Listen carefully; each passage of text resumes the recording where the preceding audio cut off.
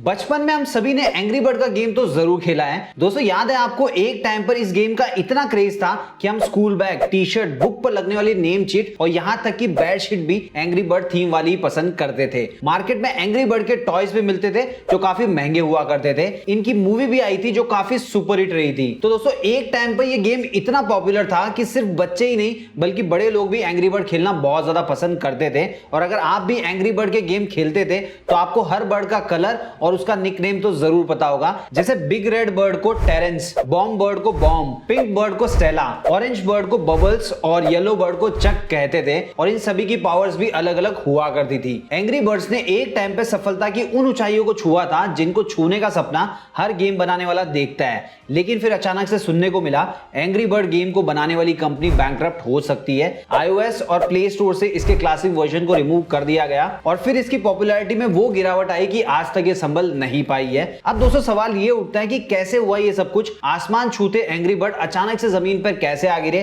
क्यों खत्म हो गई इनकी पॉपुलैरिटी? और फिलहाल एंग्री बर्ड का स्टेटस क्या है जानेंगे आज के वीडियो के अंदर। तो जानने के लिए वीडियो को देखते रहिए। वैसे दोस्तों अभी तक आपने मेरे चैनल को सब्सक्राइब नहीं किया तो प्लीज सब्सक्राइब कर लीजिए ताकि जब भी मैं कोई नया वीडियो अपलोड करूं उसका नोटिफिकेशन आपको सबसे पहले मिल जाए। नमस्कार दोस्तों, मेरा नाम है रजनीकांत शर्मा और आज के वीडियो के अंदर हम बात करने वाले हैं हमारे बचपन के सबसे पॉपुलर गेम एंग्री बर्ड की बैंकरप्सी के बारे में। ये सिर्फ एक गेम ही नहीं बल्कि इसके साथ आपके और मेरे जैसे कई लोगों के इमोशंस जुड़े हुए हैं। तो चलिए दोस्तों सबसे पहले ये जान लेते हैं एंग्री बर्ड गेम की शुरुआत कैसे हुई। दोस्तों बात है 2003 की, जब हेलसिंकी यूनिवर्सिटी ऑफ टेक्नोलॉजी के 3 स्टूडेंट किम, निकलास और जार्नो ने एक मोबाइल गेम डेवलपमेंट कॉन्टेस्ट में हिस्सा लिया और अपना एक गेम बनाकर पेश किया जिसका नाम रखा किंग ऑफ कैबेज वर्ल्ड। उनका ये गेम काफी ज्यादा पसंद किया गया, इसके लिए उनको गोल्ड मेडल भी मिला। उसके बाद में इन तीनों ने ये सोचा क्यों ना गेम बिल्डिंग को ही अपना करियर बना लिया जाए और उसके बाद में इन्होंने एक गेमिंग कंपनी शुरू की जिसका नाम रखा रील्यूड। अब दोस्तों कंपनी तो शुरू कर ली लेकिन काम करने के लिए पैसे की जरूरत पड़ती है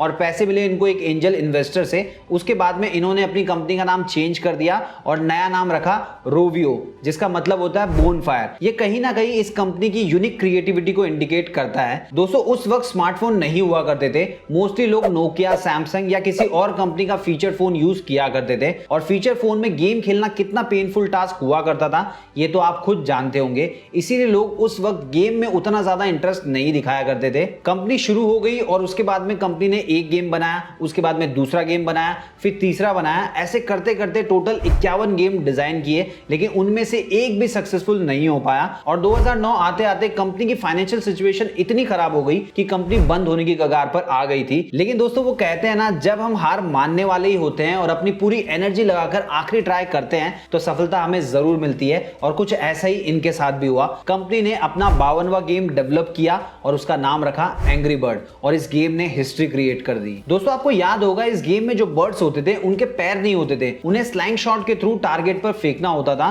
और टारगेट हमेशा पिग ही हुआ करते थे। अब दोस्तों अगर मैं आपसे पूछूं कि इन्होंने पिग को क्यों चूज किया, उसकी जगह कोई और भी जानवर तो हो सकता था, तो इसका कारण यह है कि उस वक्त स्वाइन फ्लू नाम की बीमारी फैली हुई थी जो कि पिग की वजह से फैला करती थी। इसीलिए गेम डेवलपर्स ने टारगेट पिग को चूज किया। दोस्तों इस गेम को कुछ इस प्रकार डिजाइन किया गया था कि बर्ड का एक ग्रुप है और बैड पिग उनके अंडे चुरा लेता है जिससे बर्ड्स बहुत ज्यादा गुस्सा हो जाती है और उन बर्ड्स को स्लैंग शॉट के थ्रू उस बैड पिग तक पहुंचाना होता था। यह गेम लोगों को बहुत ज्यादा पसंद आया क्योंकि एक तो ये काफी यूनिक था, इसमें अलग अलग प्रकार की बर्ड्स हुआ करती थी, उनके पावर भी अलग थे, बैकग्राउंड म्यूजिक भी अलग था और साथ ही साथ में बर्ड्स अलग अलग आवाजें निकालती थी जिसकी वजह से लोग अलग अलग बर्ड्स के साथ कनेक्ट हो जाते थे। दोस्तों उसके बाद में आईफोन आ गया और एक एक करके स्मार्टफोन मार्केट में आने लगे जिनमें इस गेम को खेलने का मजा कुछ और ही हुआ करता था क्योंकि स्क्रीन बड़ी हुआ करती थी जिसकी वजह से बर्ड को खींचकर दूर तक आराम से थ्रो किया जा सकता था। यह गेम इतना पॉपुलर हुआ कि ऐप स्टोर पर आते ही 6 महीनों के अंदर टॉप रैंक करने लगा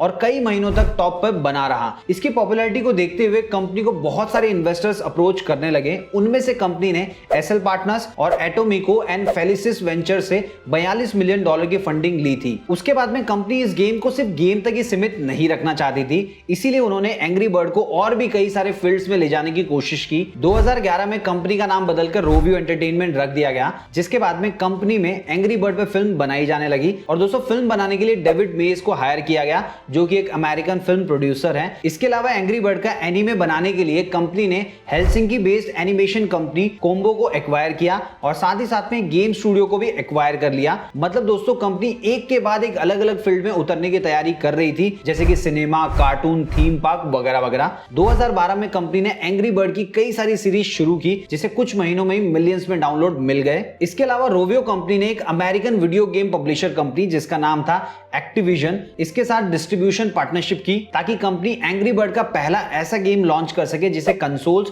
और हैंडहेल्ड्स की मदद से खेला जा सके। इस गेम में 3 एंग्री बर्ड्स हुआ करते थे, इसीलिए इसका नाम रखा गया था एंग्री बर्ड ट्रिलॉजी। उसी साल कंपनी ने एंग्री बर्ड स्टार वॉर्स की सीरीज शुरू की जो कि काफी पॉपुलर हुई और एक के बाद एक नए गेम लॉन्च किए गए जैसे कि Angry Bird Rio, Angry Bird Friends, Angry Bird Space वगैरह वगैरह। उसके बाद में दोस्तों 2013 में कंपनी ने अपना एक कार्टून टीवी चैनल भी बनाया जिसे टून टीवी के नाम से जाना जाता था और आपने इस चैनल पे खूब एंग्री बर्ड के कार्टून सीरीज देखे होंगे। अगर देखे हैं तो कमेंट बॉक्स में लिख के जरूर बताना। उसके बाद में दोस्तों कंपनी ने एंग्री बर्ड थीम के मर्चेंडाइज प्रोडक्ट भी बनाना शुरू किया जैसे कि T shirt, school bag, toys और भी बहुत सारी चीजें। कंपनी को इस बिजनेस से कुछ हद तक फायदा भी हुआ। उसके बाद में दोस्तों रोवियो गेम पब्लिशर भी बन गया और बहुत सी कंपनीज के लिए गेम पब्लिश करने लगा। उसी दौरान कंपनी ने 2 और गेम पब्लिश किए जिनका नाम रखा एंग्री बर्ड इपिक और एंग्री बर्ड गो। ये दोनों ही गेम बुरी तरीके से फ्लॉप हो गए जिसकी वजह से कंपनी को काफी ज्यादा नुकसान हुआ। लेकिन एंग्री बर्ड की सीरीज उस वक्त खूब चल रही थी जिसकी वजह से 2014 में कंपनी ने अनाउंस किया कि एंग्री बर्ड गेम सीरीज को 2 बिलियन से ज्यादा डाउनलोड मिल चुके हैं। फिर दोस्तों उसी साल ये खबर आई कि एंग्री बर्ड सीरीज से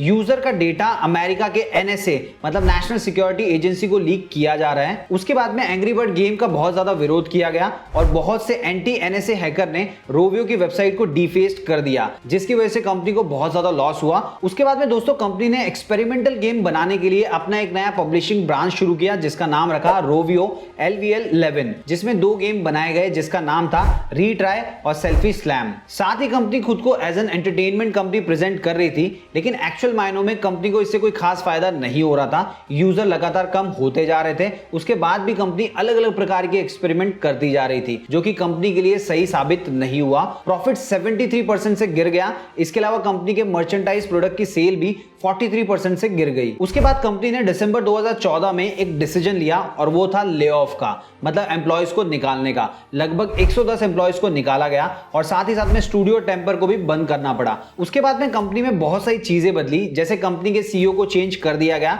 2015 में माइकल हेड को हटाकर पेक्का रेंटाला को नया सीईओ बना दिया गया लेकिन उससे भी कोई खास फर्क नहीं पड़ा क्योंकि रोवियो के टॉयज और मर्चेंडाइज का जो बिजनेस था वो तेजी से गिरते जा रहा था जिसकी वजह से 2015 में कंपनी ने 260 और एम्प्लॉयज को कंपनी से निकाल दिया। फिर 2016 में रोवियो एंटरटेनमेंट ने एंग्री बर्ड एनिमे फिल्म बनाई जो कि लगभग $73 मिलियन के बजट में बन गई थी और इसे सोनी पिक्चर्स ने डिस्ट्रीब्यूट किया था। ये फिल्म खूब चली और इसने लगभग $352 मिलियन की अर्निंग की थी। मूवी के आने के बाद में एक बार फिर से यूजर एंग्री बर्ड की तरफ अट्रैक्ट होने लगे जिससे कंपनी की फाइनेंशियल सिचुएशन थोड़ी बहुत सुधरने लगी। उसके बाद में दोस्तों 2019 में कंपनी ने एंग्री बर्ड की सेकंड मूवी लॉन्च की जो कि उतनी ज्यादा नहीं चल पाई। इसने सिर्फ $152 मिलियन की कमाई की थी, मतलब अपनी पहली मूवी की अर्निंग के आधे से भी कम। इसी साल कंपनी ने अपने कुछ पॉपुलर एंग्री बर्ड फ्रेंचाइजी जैसे कि एंग्री बर्ड क्लासिक और एंग्री बर्ड सीजन को iOS और एंड्रॉइड दोनों जगह से रिमूव कर दिया क्योंकि जैसे जैसे मोबाइल टेक्नोलॉजी एडवांस होती जा रही थी उसके हिसाब से कंपनी अपने गेम के वर्जन को अपडेट नहीं कर पा रही थी।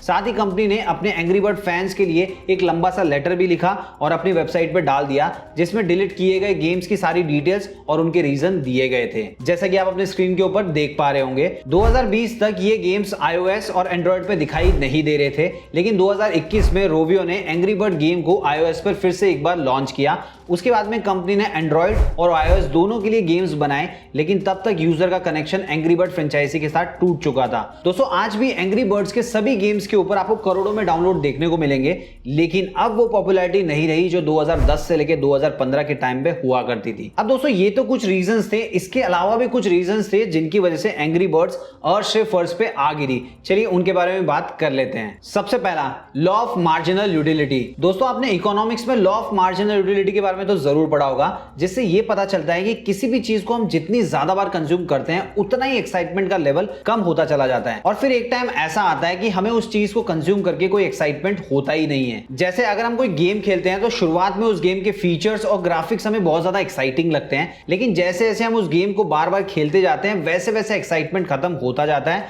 और फिर एक टाइम ऐसा आता है कि हम उस गेम को अनइंस्टॉल कर देते हैं और कोई दूसरा गेम डाउनलोड कर लेते हैं। और ऐसे ही कुछ एंग्री बर्ड्स के साथ भी हुआ। गेम्स के थीम अलग थे लेकिन बर्ड्स वही थी और लंबे समय तक कोई खास चेंज भी नहीं आया था। नए टाइटल को भी इंट्रोड्यूस नहीं किया गया था जिसकी वजह से यूजर धीरे धीरे इनसे दूर होने लगे। दूसरा, लेस क्रिएटिविटी। देखिए दोस्तों, मार्केट में बने रहने के लिए हर कंपनी अपने प्रोडक्ट और सर्विसेज में कोई ना कोई चेंज लाती रहती है ताकि कस्टमर्स को हर बार सरप्राइज किया जा सके और अपने साथ बांध कर रखा जा सके। लेकिन रोवियो ने ऐसा कुछ भी नहीं किया, बल्कि नए गेम लाने की जगह वो दूसरे गेम्स को कॉपी कर रहे थे। जैसे angry bird bubble shooter normal bubble shooter game जैसा ही था, एंग्री बर्ड मैच भी पूरी तरीके से कैंडी क्रश जैसा ही था। डिफरेंस सिर्फ इतना था कि इन दोनों गेम्स में बबल्स और कैंडी की जगह एंग्री बर्ड्स हुआ करते थे, जिससे गेम में कोई खास यूनिकनेस दिखाई नहीं दे रही थी। जब किंग्स और सागा लोगों को पहले से ही इस तरीके के गेम बनाकर एंटरटेन कर रहे थे तो लोग एंग्री बर्ड को क्यों पसंद करते। और रोवियो का जो मेन क्लासिक एंग्री बर्ड था उसे तो इन्होंने कुछ टाइम के लिए पहले ही हटा दिया था, जिसकी वजह से यूजर्स का कनेक्शन इनसे टूटता गया। तीसरा, डिपेंडेंसी ऑन सिंगल थीम। दोस्तों, रोवियो ने एंग्री बर्ड के गेम्स, मर्चेंडाइजिंग प्रोडक्ट, टॉयज और थीम पार्क के थ्रू डिज्नी जैसे बड़े ब्रांड को टक्कर देने की कोशिश तो की, लेकिन वो ये नहीं देख पाया डिज्नी ने ऑलरेडी बहुत सारे कैरेक्टर मार्केट में इंट्रोड्यूस किए थे जो फैंस को काफी पसंद भी आ रहे थे। और यही कारण है कि आज भी पूरी दुनिया के अंदर डिज्नी का एक छत्र राज कायम है, जबकि रोवियो सिर्फ एंग्री बर्ड के बेसिस पर अपने सारे बिजनेस कर रहा था, जिसकी वजह से एक टाइम पर लोग बोर फील होने लगे और रोवियो डिज्नी को टक्कर नहीं दे पाया। सो दोस्तों, ये कुछ रीजंस थे एंग्री बर्ड के मार्केट से गायब होने के। और कौन से रीजंस हो सकते हैं एंग्री बर्ड्स के गायब होने के, कमेंट बॉक्स में लिख के जरूर बताना। इसके अलावा दोस्तों, आप किस उम्र में एंग्री बर्ड खेला करते थे ये भी कमेंट बॉक्स में लिख के जरूर बताना। इसके अलावा अगर आपको वीडियो पसंद आए तो वीडियो को लाइक कीजिए, इस वीडियो को अपने उन सभी फ्रेंड्स के साथ शेयर कीजिए जो एंग्री बर्ड एक टाइम पे खेला करते थे। चैनल को सब्सक्राइब नहीं किया तो प्लीज सब्सक्राइब कर लीजिए और अगर आप चाहें तो मुझे इंस्टाग्राम पे भी फॉलो कर सकते हैं। मेरा इंस्टा आईडी है hi_रजनीकांत शर्मा। मिलते हैं दोस्तों अगले वीडियो में फिर एक नई कहानी के साथ।